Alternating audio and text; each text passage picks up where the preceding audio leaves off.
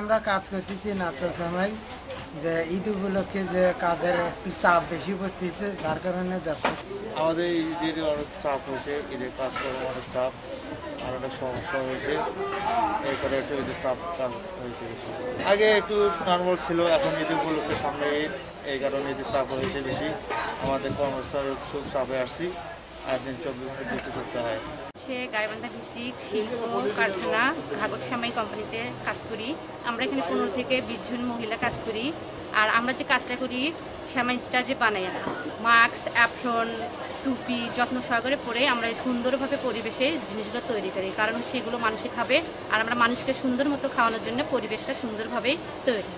আমার এখানে প্রায় 2.5 টন ডেইলি উৎপাদন হয়। এটা লোকালে ইনশাল্লাহ যাওয়ার পরেও আমি রংপুরে যাচ্ছে, দিনাজপুর যাচ্ছে, লালমনিরহাট যাচ্ছে, ঢাকায় সপ্তাহে 2 দিন যায়। লোকাল কভার করে আমরা বাইরের ডিস্ট্রিক্টগুলোতেও সাপ্লাই দিচ্ছে। সময় গাইবান্ধায় আমরা এখন বর্তমানে বিক্রি করতেছি আপনার যেটা হাতে দিয়ে তৈরি, যেটা এটা 110 থেকে 120 টাকা।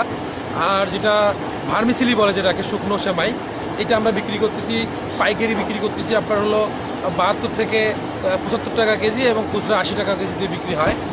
আর তাছাড়া